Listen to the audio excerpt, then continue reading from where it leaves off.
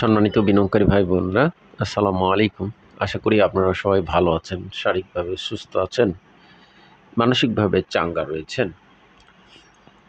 বন্ধুরা, স্বাভাবিকভাবেই বাজারের প্রতি বিনিয়োগকারীদের আস্থার প্রতিফলন ঘটায় এবং বাজারের প্রতি বিনিয়োগকারীদের নতুনভাবে আস্থা বৃদ্ধি পাওয়ায় বাজারে বিনিয়োগের আস্তে আস্তে লেনদেন বৃদ্ধির পাশাপাশি ইন্ডেক্স বৃদ্ধি বাজারকে একটা ভালো গতিতে ত্বরান্বিত করেছে। এরই ধারাবাহিকতায় আমরা দেখেছি বহুদিন পর বাজারে 2000 কোটি লেনদেন হতে এবং 1500+ কোটি লেনদেন হতে এবং 2000 কোটি লেনদেন হতেও দেখেছি। আমরা বহুদিন পর দেখছি বাজারে মার্কেটে ব্যাংক সেক্টরের একটা বিশাল মুভমেন্ট বাজারকে বড় ধরনের একটা আস্থার লেভেলে নিয়ে গেছে। তো বন্ধুরা, আমরা এই রিসেন্ট টাইমে ব্যাংক, ফাইন্যান্স, মাল্টিনেশন এবং স্ট্রং ফান্ডামেন্টাল শেয়ারগুলোর মুভমেন্ট বাজারকে যে গতি ফিরিয়ে এনেছে, কিন্তু এর পাশাপাশি বেশ কিছু শেয়ার বা স্ট্রং ফান্ডামেন্টাল ও জুন ক্লোজিং শেয়ার এর পাশাপাশি স্লো থাকতেও আমরা দেখেছি। ইভেন কিছু কিছু ফান্ডামেন্টাল শেয়ারও তলানিতেও রয়েছে বা বটম লেভেলের মধ্যেও রয়েছে। তো আমাদের আজকের আলোচনার শিরোনাম রয়েছে পাবলিকের তীক্ষ্ণ নজরে তলানিতে পড়ে থাকা যে শেয়ারটি, ওভারঅল তলানিতে পড়ে থাকা যে শেয়ারটি পাবলিকের তীক্ষ্ণ নজরে। পাবলিকের তীক্ষ্ণ নজরে বলতে আমি যেটা মিন করেছি সেটা হলো গেনারের দিক দিয়ে লিস্টে থাকা, টপ লিস্টে থাকা শেয়ারটিকে বোঝানো হয়েছে। সেই বোঝানোকেই আমি পাবলিকের তীক্ষ্ণ নজরে বুঝিয়েছি। তো বন্ধুরা, আমাদের আজকের আলোচনাকৃত শেয়ারটি হচ্ছে গেনারের দিক দিয়ে টপ লিস্টে 20-এর মধ্যে থাকা 14 নম্বরে অবস্থানের সাইপ পাওয়ার শেয়ারটি। দেখুন, গত দিন 16,22,387টি ভলিউম নিয়ে 3,31,00,000 টাকার শেয়ার ট্রানজ্যাকশন করে 986টি ট্রেড হয়ে দিন শেষে 90 পয়সা দাম বেড়ে 4.52% ইনক্রিজ করে 20 টাকা 80 পয়সা ক্লোজ প্রাইস ছিল। এই সাইপ পাওয়ার শেয়ারটি সার্ভিস অ্যান্ড রিয়েল এস্টেট সেক্টরের যেই শেয়ারটির এ ক্যাটাগরির পেড আপ ক্যাপিটাল 379 কোটি, মার্কেট ক্যাপিটাল 789 কোটি 2 লাখ, অথরাইজ ক্যাপিটাল 500 কোটি, লং টার্মে 1044 কোটি 20 লাখ লোন, শর্ট টার্মে লোন রয়েছে 464 কোটি, রিজার্ভ রয়েছে 202 কোটি 30 লাখ। 2014-তে লিস্টিং হওয়া এই সাইপ পাওয়ার শেয়ারটি অনেকে পাওয়ার সেক্টরের মনে করলেও এটা কিন্তু সার্ভিস অ্যান্ড রিয়েল এস্টেট সেক্টরের একটি শেয়ার। এটা ইপিএস বর্তমানে আমরা যদি দেখি 68 পয়সা, যার বর্তমানে পি রেশিও 30.59, সেফটি বিনিয়োগযোগ্য পি এবং লোন মার্জিন বলবৎ রয়েছে। আমরা তাদের যদি জুন ক্লোজিং শেয়ারটি ডিভিডেন্ড হিস্ট্রি দেখি, তাহলে পূর্ববর্তী 3 বছর 10 বা 10-এর অধিক ডিভিডেন্ড রয়েছে। দ্যাট মিনস শেয়ারটির পি রেশিও 50 পর্যন্ত লোন মার্জিন বলবৎ থাকবে। তার মানে শেয়ারটির ইপিএস যদি 68 পয়সা হয়, দ্যাট মিনস শেয়ারটি 35 টাকা পর্যন্ত লোন মার্জিন বলবৎ থাকবে। তো এই শেয়ারটি 34 টাকা পর্যন্ত লোন মার্জিন থাকবে বিসেকের লেটেস্ট সার্কুলার অনুযায়ী। 37 কোটি 93 লক্ষ শেয়ারটির নেট অ্যাসেট ভ্যালু 15 টাকা 65, এবং তার মানে শেয়ারটি কিন্তু 156 টাকা হলেও ন্যাব অনুযায়ী ফান্ডামেন্টাল রেশিও বহন করবে। আমরা দেখেছি শেয়ারটি আমাদের আজকের এই আলোচনার শিরোনাম তলানিতে পড়ে থাকা। দ্যাট মিন্স দেখুন, শেয়ারটির 1 বছরের মধ্যে হাইস্ট হচ্ছে সর্বোচ্চ প্রাইস 29 টাকা 70, লোয়েস্ট 17 টাকা 50।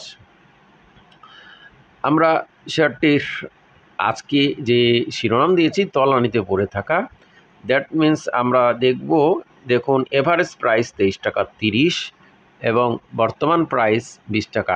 এভারেজ প্রাইস থেকেও নিচে লোয়েস্ট প্রাইস 1 বছরের মধ্যে 17.50, দ্যাট মিন্স 18 টাকা।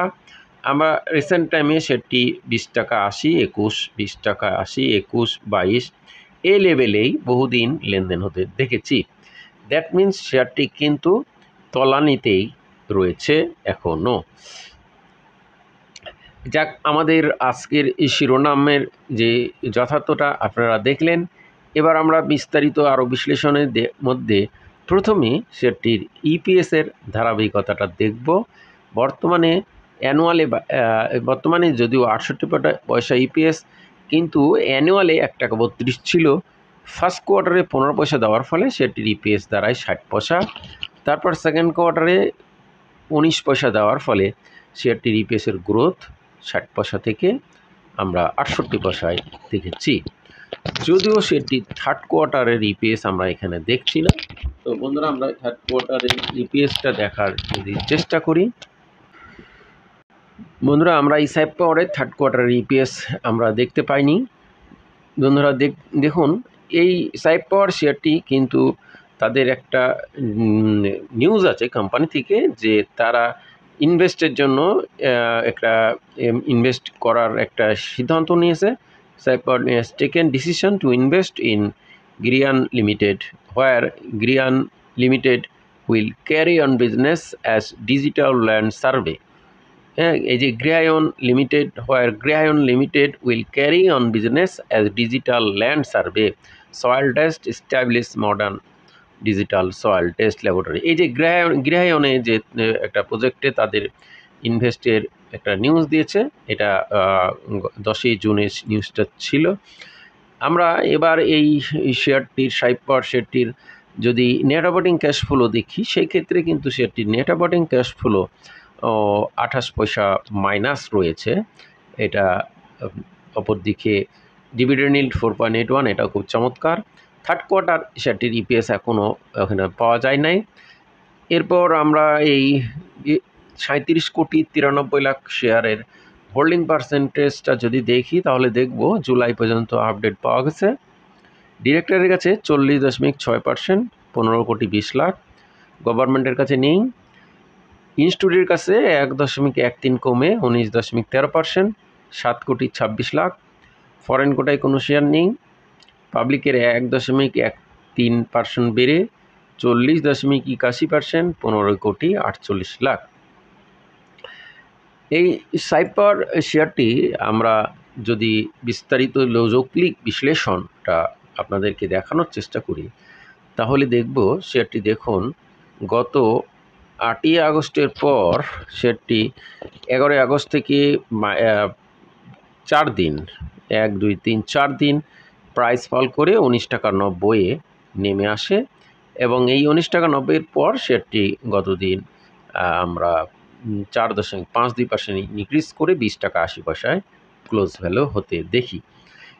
এখন আমাদেরকে দেখতে হবে এই 20.80 টাকা কিন্তু ইতিপূর্বেও তার ক্লোজ ভ্যালু ছিল 20.80 টাকা। 20.80 টাকা দেখুন, 20.80 টাকা 3 দিন পর আমরা এই শেয়ারটির প্রাইস দেখেছি। তো এখন এইটাকে আমরা এখন একটা strong, very very strong support value হিসাবে ধরে নিতে পারি। এরপর আমাদেরকে এই শেয়ারটির সবচেয়ে গুরুত্বপূর্ণ যে বিষয় সেটা দেখতে হবে যে শেয়ারটি 22 টাকা লেনদেন হচ্ছে কিনা। যদি 22 টাকায় নতুন একটা ক্লোজ ভ্যালু করে, তাহলে শেয়ারটির একটা পুনরায় ভালো হবার সম্ভাবনাকে ফিরিয়ে দেওয়া যাবে না। এরপর শেয়ারটি 22-এর পর শেয়ারটি 24 টাকা যদি ভ্যালু করে, 24 টাকা ভ্যালু নতুন ক্লোজ ভ্যালু তৈরি করে, 22-এর পর 24, তারপর 26, এই তিনটা, এই শেয়ারটার তিনটা 22, 24 এবং 26, এই তিনটা যদি ক্লোজ ভ্যালু ক্রস করে নতুন ক্লোজ ভ্যালু করে, তবে শেয়ারটির একটা পুনরায় একটা ভালো হবার সম্ভাবনাকেও কিন্তু উড়িয়ে দেওয়া যাবে না। আপনারা আরও লক্ষ্য করুন 300 দিনের মধ্যে শেয়ারটির কিন্তু এভারেজ প্রাইসই 23 টাকা 30 রয়েছে। তো সেই লেভেল থেকে এখন অনেক কম, অতএব সুতরাং এটাকে তলানিতে বলা যায়। ম্যাক্সিমাম প্রাইস 2970, সে লেভেল থেকেও কম। Average volume 6,02,000। বন্ধুরা, যারা আমার এই চ্যানেলটি এখনও সাবস্ক্রাইব করেননি তাহলে চ্যানেলটি সাবস্ক্রাইব করবেন এবং আলোচনার ভিডিওটি লাইক দিয়ে শেয়ার করে দেবেন। দেখুন, ম্যাক্সিমাম ভলিউম 78,47,416, এই ধরনের ভলিউমও কিন্তু শেয়ারটির রিসেন্ট টাইমে আমরা দেখতে পাই নাই। ওভারঅল শেয়ারটি একটি স্ট্রং সাপোর্ট লেভেল থেকে এবং তলানি লেভেল থেকে শেয়ারটি নতুনভাবে একটা লেনদেন বৃদ্ধির পাশাপাশি সেটির একটা ট্রেন্ড তৈরি হয়েছে।